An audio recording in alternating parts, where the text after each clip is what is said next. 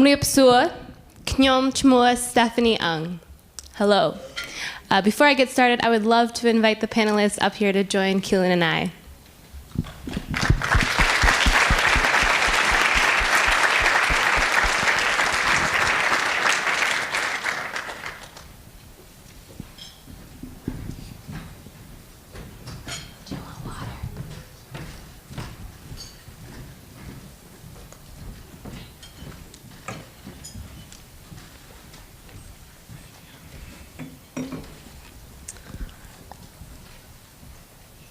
Hi everyone, thank you so much for being here. Before we get started, I would love to pass it off to Jared, who's going to give us a formal acknowledgement of the land and of the people of this land, both in an indigenous Salish dialect, as well as Māori and English.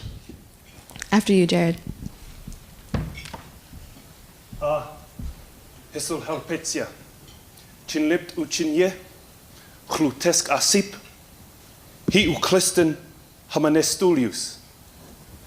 Puta in Christen. Homena in Quaquelten hu milk stuliu. Nam nunch petsia. Ti he maudiora. Ko te mihi tuatahi ka tukuna atu ki a Papatūānuku e takato I honei I runi te hauoto whaari ki tapu. Tēnā koe. Tuarua. Ki te mana whenua o tēnei rohe atuake nei, I runi ia. Tēnā koutou. Tuatoru. Kia tātou e noho nei, e huhi mai nei tēnei wā. I raru I te koro ai kotahi. Tēnā koutou. Ko mātā atua, ko nuku tere nā waka. Ko mauna pohatu te mauna. Ko taurana te awa kotu hoi te iwi. Ko te whakatāne te hapu. Ko tau anui te marae. Ko te waimana kāku te au kaipō. No te whānau Hiakita hau. Tēnā koutou. Well, that was a bit of a mouthful. First and foremost, I just want to acknowledge everyone who is gathering here today from across the world on these sacred lands of the Spokane people.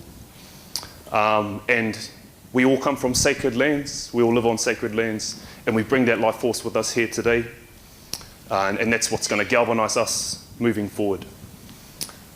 And on that note, I'm going to save the introductions for the following proceedings. So thank you very much. It's very wonderful to be here.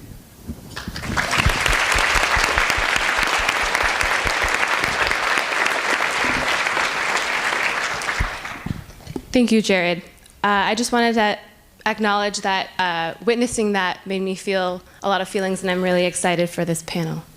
The flow of today is I'm going to ask all of the panelists to introduce themselves how they would like to, as their bios you can find on the program and in the app, as well as the NAAE website, looking at the 30 under 30 bios.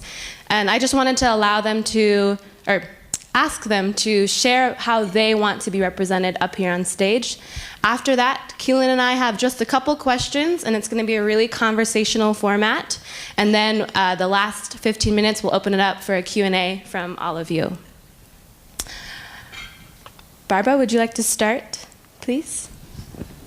Sure. Hi, I'm Barbara Speaker. I'm a PhD student currently at Oregon State University. I'm studying how climate change affects the seaweed community, kelp specifically, and I'm also involved in a research project as a consultant with Boston University at the Teaching and Learning Center, where we focus on deaf education as it relates to STEM fields, particularly around the development of American Sign Language in the STEM fields. Thank you.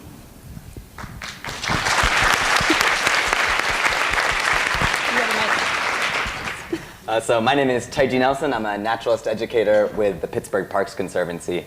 We're an organization that believes parks and nature are one of the things that makes cities a great place to live. We think they improve lives. My role as an educator is working with teenagers and building community among diverse individuals around common interests.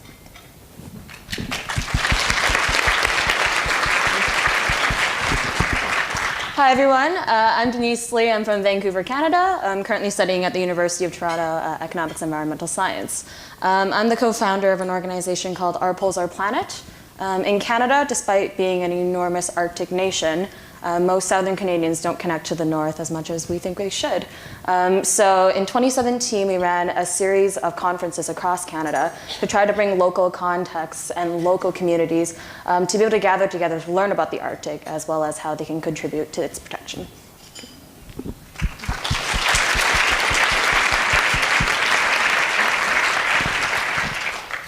Tēnā tātou. My name is Jared Hiakita. I am a father, a gardener, a builder. I work in education. I'm an indigenous person. I'm from the Tūhoe tribe in New Zealand. I'm a Homo sapien, if you weren't already aware. My work in education is I work with indigenous communities of New Zealand. Our group is called Parakore. And the essence of what we do is we empower communities to tread more lightly on the earth, on Papatūānuku, Mother Earth, mostly through the waste industry. So diverting waste away from landfill, through composting, worm farming, and all those kinds of systems that move thinking away from linear systems and more into cyclic, closed loop systems. Kia ora.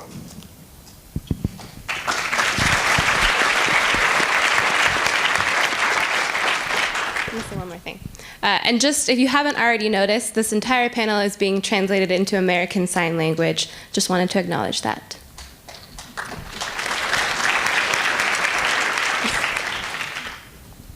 Okay, now we got the formalities out the way. We can get this party started. So the first question that we want to ask the panel is if you guys could share with the audience what your Genesis story is. Like, how did you get into this work? Why are you doing this work? Why is it important to you? And where you kind of see yourself going. Raise hands. So I can start. So despite coming from a place that is so environmentally friendly, I would actually cite most of my influence from my parents. So I'm a first-generation Canadian. My parents are immigrants from China. And growing up, they didn't have much. And as a result, when I was growing up, there were a lot of habits and practices that were ingrained in our family, whether it be making sure no food went to waste or making sure we turned our lights off. It was never delivered from an environmental context. It made sense. It was efficient. And so I guess as I grew up and I looked around at all of these systems that we currently operate in, I realized it lacked that efficiency. I perceived it as an enormous injustice. And so that's part of why it automatically guided me towards environmentalism, because we're looking at the sustainability of our Earth. Thank you, Denise. Who wants to, Barbara? I'll go. So I grew up in Rochester, New York, and I have an all-deaf family. And I went to a school for the deaf, and Rochester, New York actually has one of the largest American Sign Language using deaf communities in the world. So I always had access to information, and it wasn't until I got to graduate school that I had my first experience of not having access to information, because not everybody spoke my language. And all of a sudden I'm feeling left out, I'm getting really frustrated, I don't have the access to the information, and I also, just for me, just looking at the natural environment and how beautiful it is and seeing it degraded over time by human activity, I started really wanting to make sure that the people in my family and my community had access to the same information that I did as I was starting to learn more about environmental issues and how we are responsible to do what it takes and invest our time and energy and money into making sure that we preserve this beautiful place that we call home. So when it comes to educating, I do a lot of education and workshops with training teachers now and creating just networks of deaf educators around these issues, just to be sure that the deaf community also has access to that information. That's what inspires me. Thank you, Barbara. All right, how's you, Jared? So I was born in a small town in northwestern Pennsylvania, Warren, PA. Northwestern PA. Everybody's got a Warren connection. But how I became connected to the environment was through having very strong mentors throughout my life, particularly my family. And my family kind of has an interesting story that I think drives why I believe in building community among diverse individuals. I'm mixed, so I'm half Japanese, half white.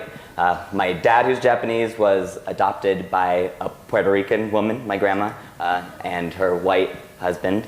My mom is white, but her mother immigrated from London as a war bride. The faces in my family really represent diversity. You know, when you sit down at the Thanksgiving table, kind of everyone's represented. So for me, having diverse representation in my family allowed me to feel normal and feel good. And so having that diversity is important to me. I know the benefit of widening perspectives.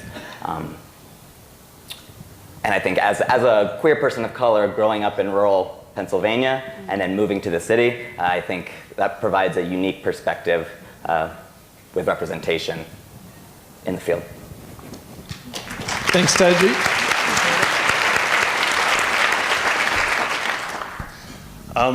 So in terms of environmental education, I come from a pretty humble background. I wasn't brought up in a home that emphasised being a steward for the environment. I didn't really have any human role models who were sort of like championing that for me, giving me someone to look up to. My first role model actually in this field was Captain Planet, the cartoon hero, you know, and you know, we need Captain Planet back now, you know, so our children have something like that to watch and you know, let those messages permeate throughout their viewing of television. But there's Walt Disney guy here, maybe you can pull some strings or something, get it back going, I don't know, but anyway, sorry. So my story has been one of an accumulation of experiences across the span of my life, interacting with a lot of different people, watching different things that simulated me, having kind of being very critical of the way that I live my life, and being compelled by that critique to sort of do what I believe in and try and walk my values. Probably the biggest thing that I've had going for me was my indigenous background, actually. So my people have a story where a long time ago, an asteroid smashed into Hinepu Kohurangi, who is our mist maiden, and they procreated the first people. We have other narratives as well, but so you know, that's sort of one story. And then once I started opening my mind up to evolution and the ideas that, you know, all the ingredients were delivered to our planet on asteroids so that life could unfold, I started seeing parallels between science and my own beliefs. And what that has meant is that because I descend from the land itself, because we as Māori and a lot of indigenous people, the environment is our deity, they are our ancestors. I have a meaningful connection with the environment, with the forests, with the ocean, because they are personified. They're like my family, my whānau. I have charts, genealogy charts that go ancestor by ancestor, right back to the gods, to Mother Earth. So that gives me a very meaningful connection without having to go through environmental literacy. It's like I've sort of been able to bypass that in a way to reach a place where I have a meaningful connection. Now, I'm rambling on a bit, so I'm going to sort of just stop there and just say that where I'm at now, this is sort of where my life is heading in terms of career and just my life. And I'm really pleased and privileged to be here. And just want to extend my gratitude to everyone. I've had so many great conversations, so thank you.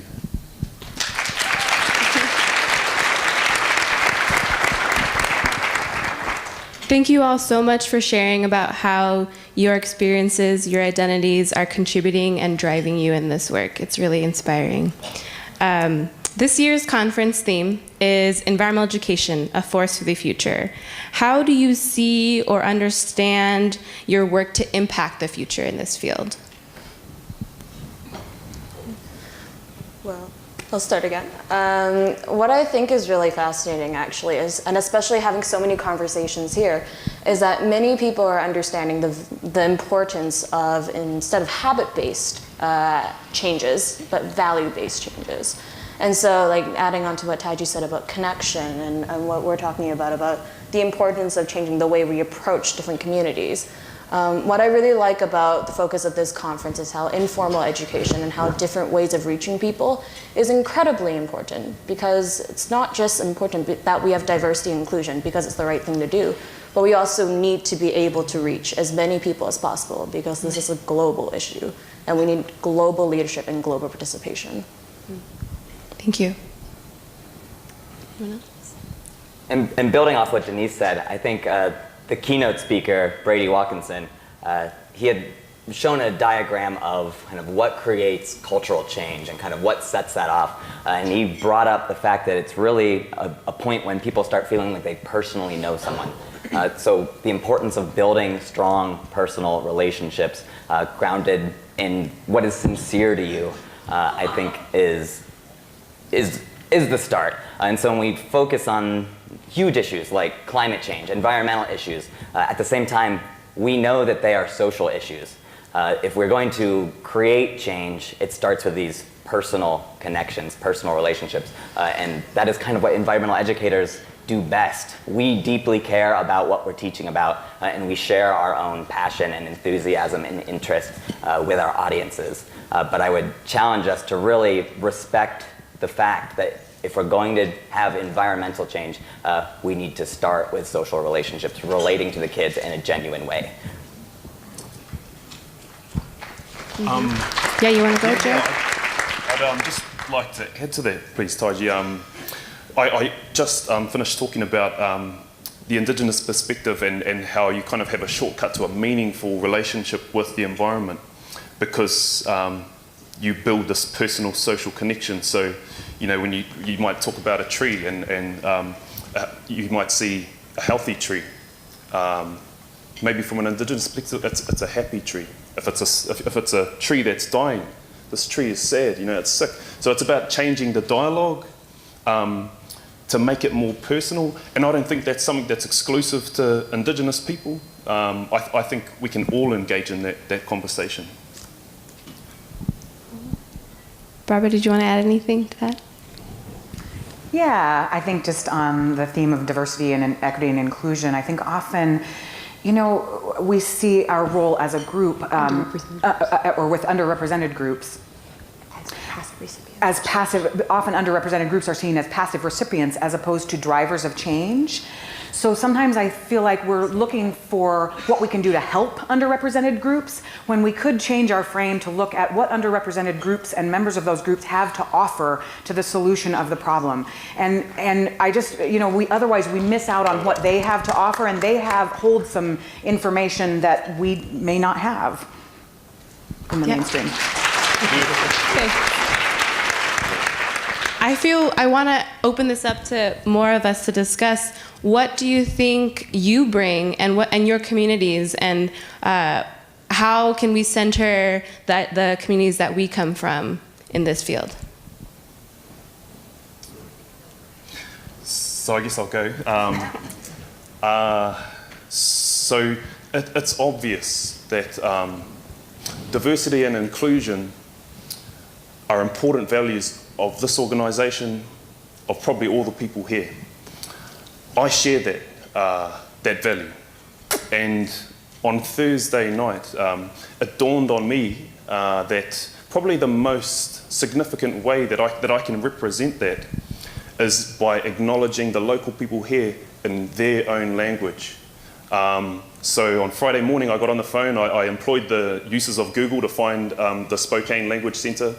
I called them up and I asked them if that would be appropriate.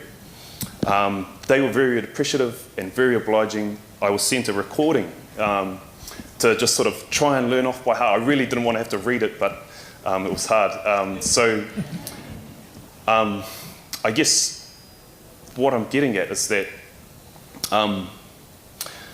that was the most important way that I could represent what diversity and inclusion means.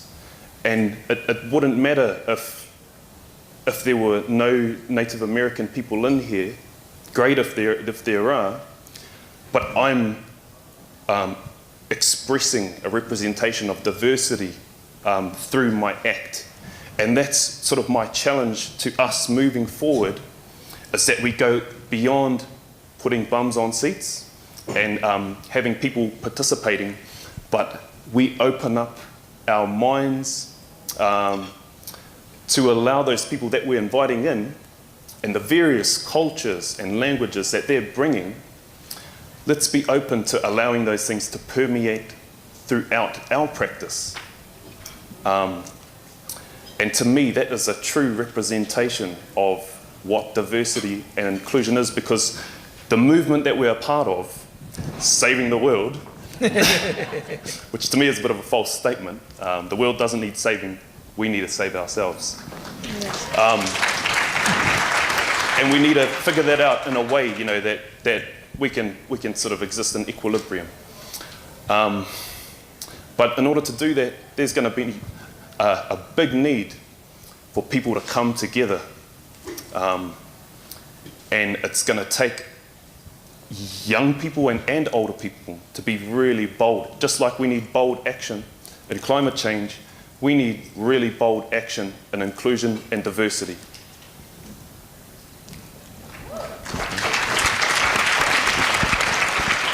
Does anyone else want to add to that question? Or Yeah, I think I'm really conscious that when students are participating in my program, they roll up in their bus, chances are they're not expecting to see a person like me. So one of the great things about an event like this, where you're putting a diverse audience or a diverse group of speakers on stage, there's a lot for representation. I think, for me, if a kid shows up, I know that if they've never met an Asian environmental educator, they're going to be surprised and they're going to be happy, because when I saw Asian people in the outdoors, frankly, Pittsburgh has like not a whole lot. So when I come out to the West Coast, it still feels like a big deal for me, and I'm 30. So I think representation is huge, but a lot of times when we're thinking about diversity, equity, and inclusion, we think it stops with representation, right? It's like we put people like me on stage so that other people like me will see me and be like, oh, I feel included. But I'm also really conscious of the students who aren't gay or aren't Asian that show up. What does it mean to them when they see me picking up, a pickaxe and swinging it into the dirt, right? They're not picturing me when they picture the person doing that type of work, oftentimes. So I think it does have a powerful effect for connection, seeing yourself in someone on the stage or someone in a position of power or a peer, someone who shares the same interest as you. But also, I think there's power in learning from and connecting with people who are different than you. And going back to the keynote again, he had mentioned that kind of where you stand often relies on who you're standing with or who you see yourself standing with, who you identify, who you trust. If we keep ourselves siloed in diversity, equity, and inclusion, that, oh, this panel is for people of color to be able to see themselves. No, it's so that we all can know each other, connect with each other, because that's how you get people to stand together and stand for what's right.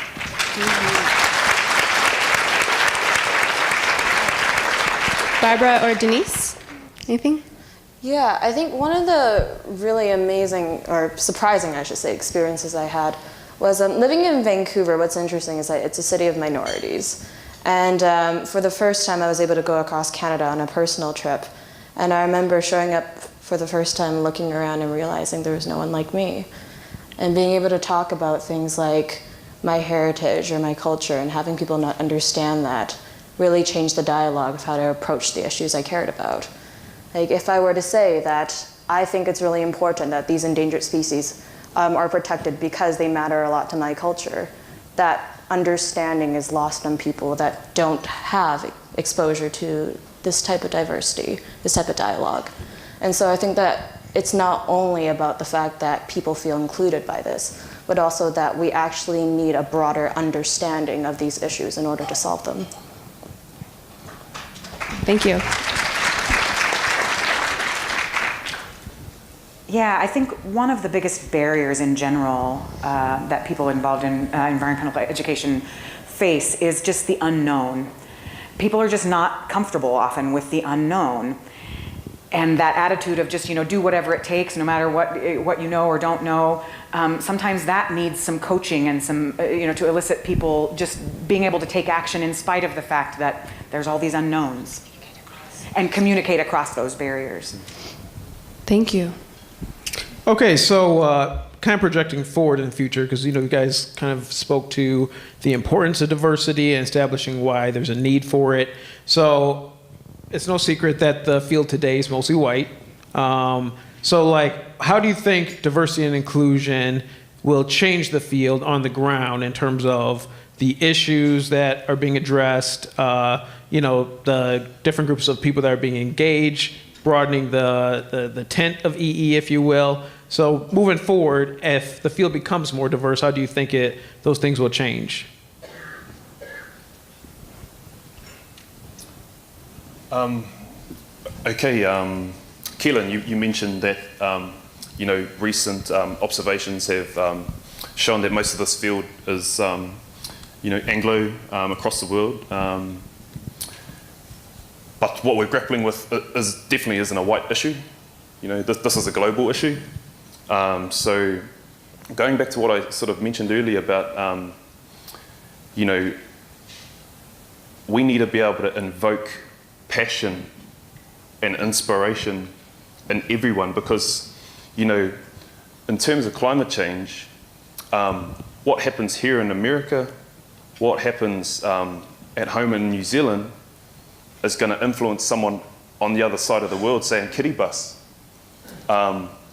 So I guess what I'm trying to get at is that by opening up and being diverse and inclusive in a meaningful and significant way, an organisation like this will sort of gain a gravitational pull for more diverse communities to want to be involved.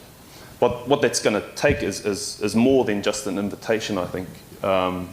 It's about actually opening our minds up to sort of, be, each side has great things to offer, and moving us forward and driving some bold change. So, I mean, that's why I said that, I'm just going to stop there because. So anyone else, kind of speaking to the on the ground work, so right now we kind of focus a lot on, more conventional, education in the schools or outdoors education. So if we sort of have different perspectives being incorporated into the field, how do you think that's going to shape the nature of organizations and our work on the ground?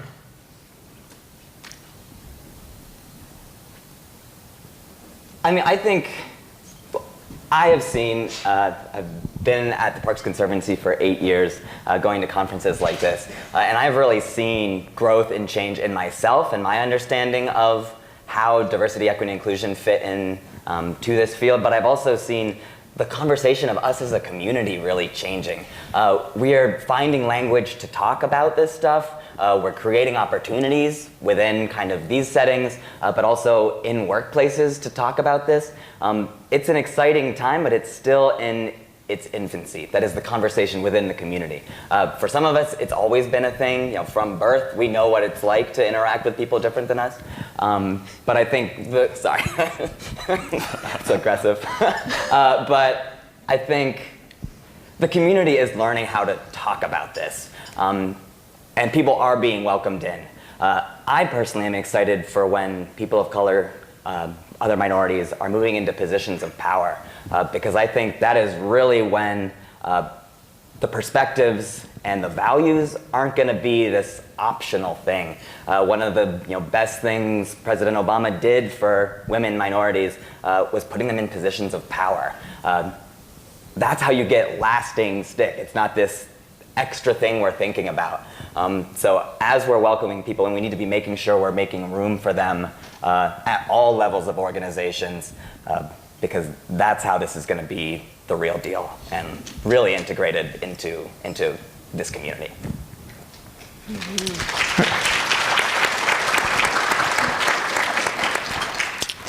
Barbara, I know like last night when we were at the gala, you're talking about with some of your work you teach, students as a deaf person about environmental education, and I was sharing like how personally I have a lot of experience with the deaf community, and you're talking about the reaction that a lot of your students have. So could you kind of speak a little bit to how that can sort of shape the way we look at environmental education differently? Because I think a lot of times we don't think about disabilities being like in the conversation as much. So.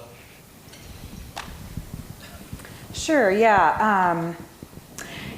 Well, when I talk with deaf scientists and technicians and mathematicians, et cetera, when we talk about our research questions are often framed in a very visual, spatial way.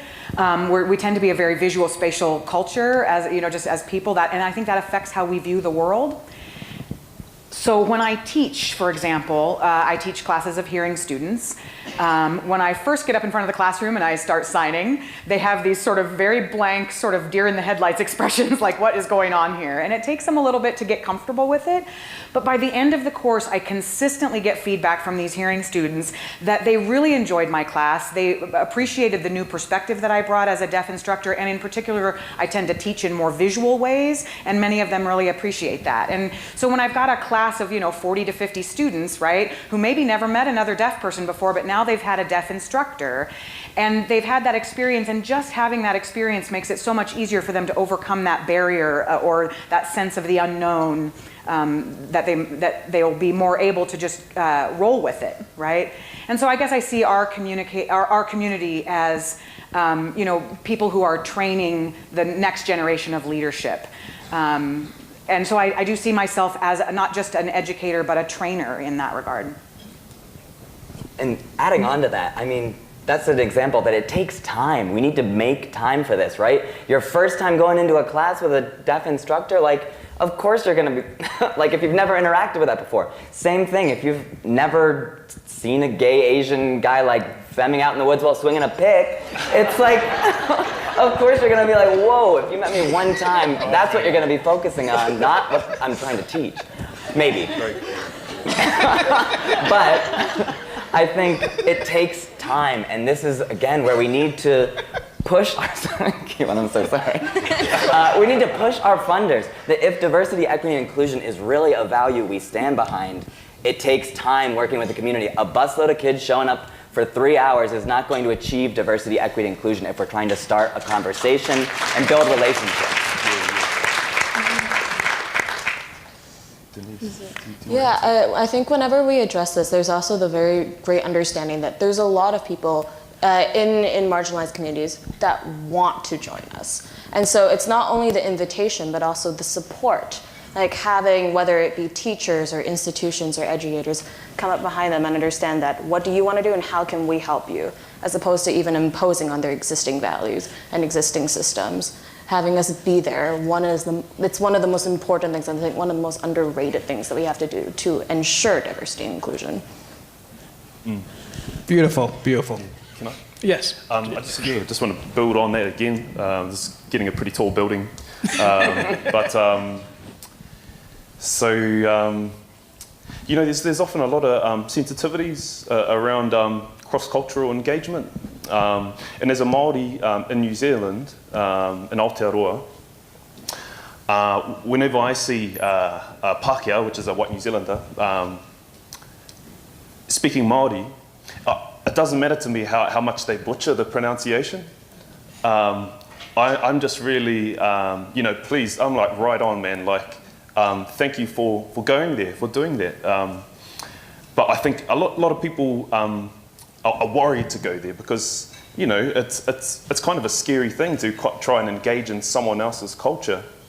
But what I want to say is that if it's coming from a meaningful place, go for it, man. Like, the more of us need to do that. And that was me. I reached out to a spoken language teacher early on yesterday, and I was just putting it out there, and I was graciously received. So, and I'm very thankful for that. Thanks for adding that. I think before we move to question and answers from the audience, I just want to reflect back that I'm hearing a lot of connections to relationship, and that the tentative or the hesitance we might have to reach across cultures or try to engage meaningfully, if we try to build those relationships and they're rooted in wanting to truly understand and engage, then we can move through those struggles or those mistakes or those mix-ups. And I think just trusting and building that trust with one another to reach across can really support us as a whole. Yeah. Thank you all so much. I would love to, Keelan and I are now going to step to the sides. We'll pass the mics off to some mic runners, and we'd love to hear questions from you. And if you all panelists could move closer to the middle, that would be excellent.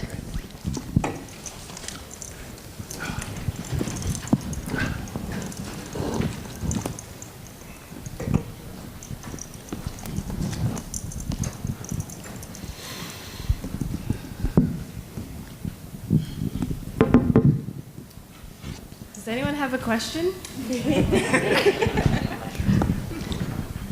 I have a question. So as young professionals, how can those of us who have been in the field a long time help you? What are very specific things that we can do in our states and different places to really help you thrive and achieve all of your goals and aims? So specifically adding on to like high school youth, which is the group I like to work with the most, I find that even though the way we're approaching education is changing rapidly, I would argue our audience is changing even faster. And a lot of that has to do with changes in technology, changes in culture, or just the way that we're thinking is changing very quickly as well.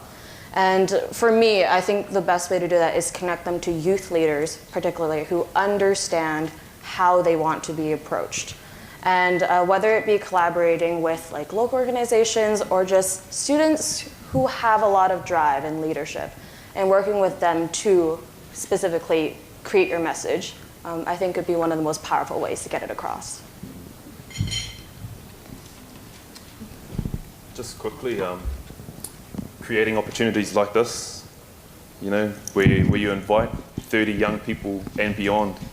Can you imagine how much inspiration those young people are going to be walking away with? So, you know, keep creating opportunities for us, and we'll engage with them. Thanks, you too. Question over here? Yeah, actually, it's really related to that question. As a EE providers, what do you guys think we should do so we can speed up the process and start producing more professional minorities in this field, and environmental ed, natural resources, STEM, and all those things? I think WAWE is doing a good job of bringing more diverse audience to this conference. But when we go back to our communities, we don't see that. So what do we need to do? Because this country has been working on this for a long, long time, and still we don't see those professionals in those fields for the minority community. I think the field is incredibly hard to enter. Usually you like start, well, for me, I started as an AmeriCorps through Student Conservation Association, so whoop whoop. But AmeriCorps positions are hard. You don't get paid a lot. Oftentimes the work is, you know, part-time season. I'm preaching to the choir. So I'm gonna say is more money. We need, if we're going to see changes in the demographics of who are environmental educators, we're going to need to create new positions. The positions that exist are not sustaining of families or even individuals. They're incredibly competitive. You open up, you know, a seasonal position, you get 100 applications. There aren't enough jobs. And when you get a job, we hang on to them because we love our work. We love the people we work with. You get a solid, full-time, well-paid environmental educator position, like you hold on to that, or you move to another organization. But there's very few openings.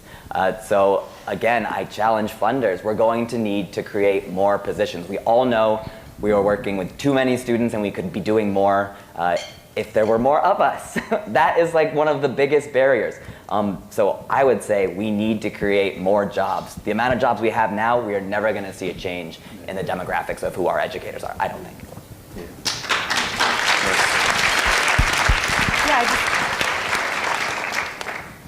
I think also mentorship is so critical. When we do go back to our classrooms and back to our communities where environmental ed is happening, it's so easy to overlook and not recognize, who are the people who are interested, who are the students who just really need some mentorship, who wants to go to a conference and would get more involved if they had the opportunity.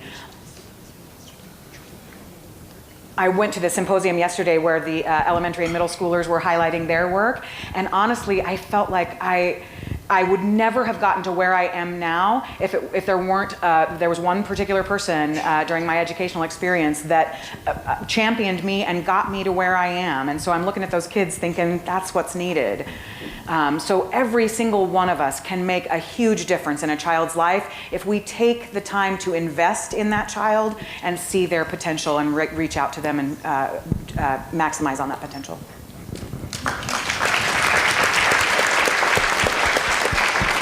Looks like we have a question in the back over here. Or right here. In our program, we work with lots of people, lots of kids, marginalized culture groups, and the students are motivated. They want to participate. And we get kids in a residential program where they want to come up, and we've been working with them in their schools, but then just as they're about to engage more deeply with us, their family holds them back. And so I'm curious of your advice from a perspective of that student, a young leader, going back to their family, and how do they communicate the need and to gain the freedom from their family to be released a bit further out into a culture where I know that family is scared to let them go. Yeah. Thank you for asking that. I'd like to speak to that. So, I mean, for instance, with my culture, like many other colonized nations, there was a long period of oppression, and the legacy of that is still rife today.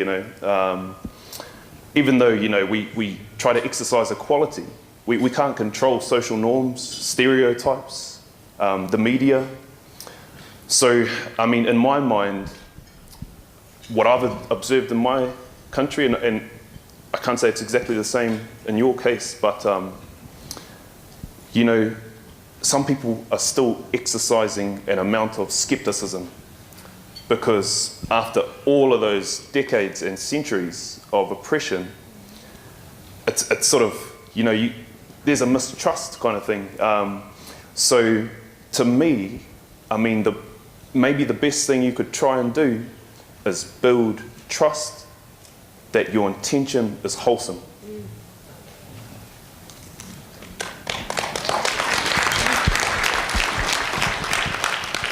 And kind of building off that, one strategy we use is really recognizing that parents are a really important learning broker for their student or for their kids, right? And it does take a ton of trust, right? Like that is the most important thing in their life is their kid.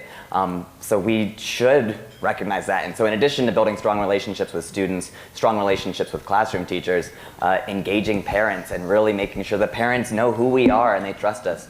So a simple way that we do that in my work is I run a summer internship for high school students. And in addition to engaging the teacher and the student, we invite the parent in for the interview for the program, just so they have a chance to meet me, know I'm not like some sort of weirdo. They're more comfortable to reach out if there's a problem, if they have a question, because it's a family commitment. A lot of programs, it's truly a family commitment when their kid participates in it. So recognizing that, respecting that is really important. And kind of one final piece of that, those kids are some of the children whose families aren't engaged in the outdoors are where we can maybe be the most effective. Because we know that what it takes to grow into an adult that's connected to the environment is multiple engagements throughout your life. So if they're just coming out with us one time and they're not getting it from their family, they're not getting it from their friends, they don't have a community of people who share that interest with them, one trip isn't going to fix that or isn't going to change that. So I think really focusing on people that we know they don't have a community yet. Building a space for those people to come together and have people who share that interest will be one huge way we can reach people who, their families aren't into it, but they are. All right. We have a question back here. Yeah. I guess I'm just curious if you guys see a place for ideological diversity sort of under this umbrella. Like, I suspect there are very few registered Republicans in this room. And I don't know if that's part of a diversity agenda or not. So again, coming from an extremely, extremely liberal place, what I found was that a lot of the times people don't realize that the communication they're using is very toxic and eliminating a lot of those barriers between ideological groups. Especially when it comes to youth and youth activism, a lot of the times it becomes so radicalized that many people don't feel invited to the crowd. So I absolutely agree that it is an enormous, enormous issue. And I think one of the ways that we can best champion that is by broadening the dialogue that we use when we're addressing it. It doesn't have to be a political issue. As we've mentioned multiple times, it is a global one. And in order to champion that, we need to be able to reach out to people outside of our existing circles to ensure that it's not just a small little group of extremely, extremely motivated people who are going to be working on this. Absolutely. Something David Orr said struck me. He said that we've been too kind for too long. So while yes, we should, be open-minded and we should be going into any conversation we have looking to learn and looking to listen. I do think there has been an issue where we've been too kind for too long about something that is serious. There are some things that, yes, you can disagree on, but things like racism, homophobia, the existence of climate change, these aren't things you can disagree on and still be nice about it. You should be respectful, but I agree with him that we have been too kind, too long, too scared to talk about it. I shouldn't say the other side, but you don't go into a conversation not playing by the same amount of rules, right? So I think if you feel like you aren't being listened to, why would you spend your time listening? So I just think that there are some things that maybe we need to not strive for complete consensus on a thing. And we know, for me, I know I need to act on climate change. This conference has told me, so many speakers have inspired me that I can't sit around and wait for everyone to agree. I got to go home and do something now. We don't have time for this.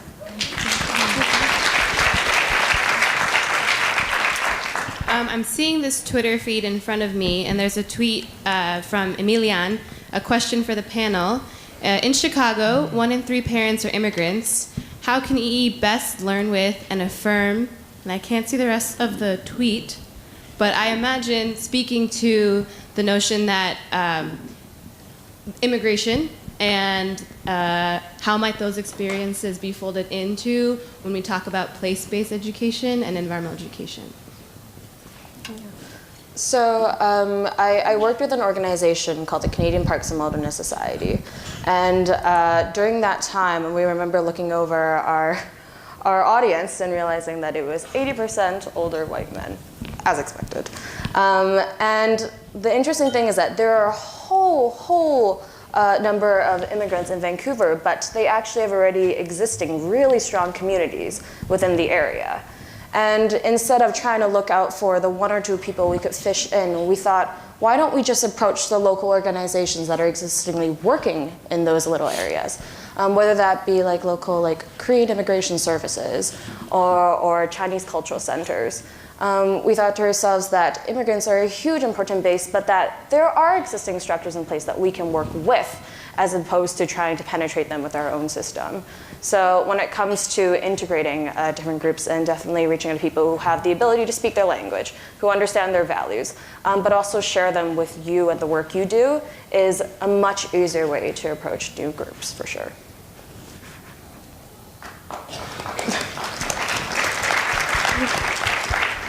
And I think we often know that we should be asking and listening, but oftentimes we're not really ready to hear what, or like do what they want to say. So I think if we are pushing ourselves to ask and listen, kind of community-based organizations, say, what does your community want? What are you already doing? What are your goals, and how do we feed into those? We kind of need to be flexible in our understanding of what it is we do, why we do it, because it might look completely different than anything we've done before, but what are we doing it for if it's not to serve these existing goals, and it's not, you shouldn't ask a question that you're not going to be willing to follow up on. So I think there are lots of people doing work, as you were saying, and we should be supporting what they want and be ready to respond to what they say. Absolutely. We got a question in the middle there. Hey, I just want to say thank all of you for the work that you do and for your willingness to be vulnerable and share your thoughts. This is related a little bit to the question around the dialogue that we're having, and you all spoke about making personal connections, and Jared spoke in particular about somebody going beyond and reaching out and using his native language. So could you guys perhaps share a personal experience or some strategy or ways that you have gone about making connections with people you disagree with or people that disagree with you? Yeah, so pretty much most of the conversations that I've had at this conference, I'm throwing out ideas, but I'm actually looking to be scrutinized because we have a whakatauki, which is a metaphor, which is ko te kai a te rangatira he kōrero, which means the food of a leader is conversation. And I guess, for me, I sort of walk around and have conversations, being really open to being challenged. And I'm not there to assert my opinion. I'm just expressing my experiences, and I really enjoy when I'm being stimulated and probed to think in another way. So I guess what that comes down to is just open-mindedness. I think a lot in the dialogue that we were talking about is that often we end up dehumanizing the other side, like not realizing that they have their own circumstances, their own backgrounds, their own histories that tie into a lot of it. So when engaging with different groups, a lot of the times I instantly ask about, why do you think this way? Is there a specific person that instilled this in you? Because we can connect to that. We can't connect to somebody who just expresses that I completely disagree with you. But let me know why that is, because we have a lot of shared values, and it comes from that open-mindedness, undoubtedly. Yeah, I think just to briefly add to that, I think also just challenging ourselves in every to really view people with unconditional positive regard. Assume that every action comes from a good place. We may not see eye to eye necessarily, but I can see where the other person is coming from and where we can actually start to communicate and make some progress from that point of, I get where you're coming from even if I disagree. And I think that has a tendency to really quell a lot of the turmoil so that people are more open to connecting and communicating regardless of agreement. Yeah, kind of a personal story that I have that it's happened to me a lot that I think could be a perspective for others in the room that maybe don't face this same thing. So I'm gay, clearly. So I have an interesting experience. So I run an 8th grade science program. And when we're breaking up into our groups to do our teaching, it is not uncommon for 8th graders to not want to be in my group because I'm clearly gay. And so that's a point where it's like, okay, there's clearly someone who disagrees with not just my viewpoint, like my being, and they're kids, so who knows if that viewpoint is going to persist into adulthood. Like, do they really believe that, or do they just believe it because that's what 8th graders do, make fun of gay people? But so I think as we're talking about when we're asking diverse people to come and join this field, that is an example of something that the people doing the inviting don't necessarily know is going to happen. Like 8th graders being like, I don't want to be in your group because you're gay. I mean, that's hard. But so for me, and one way that I address this and try and bridge that gap is I know I have a responsibility to that kid, that student. So I can't let that I can't shut the door on that kid. I have to kind of stop it, disagree with it, call it out for what it is, because not saying anything isn't going to solve anything. But me as an educator, I owe it to that kid. It's my job to keep the door open and keep trying to reach that kid through environmental education, but also, I am the vehicle of the environmental education, and so I think people connect to nature through people. And so finding ways to be myself, bring my whole self to my practice, while remaining open to the fact that people do disagree with you, and they can disagree with your opinions, but they can also just disagree with you as a person. So, can we please give the panelists another round of applause?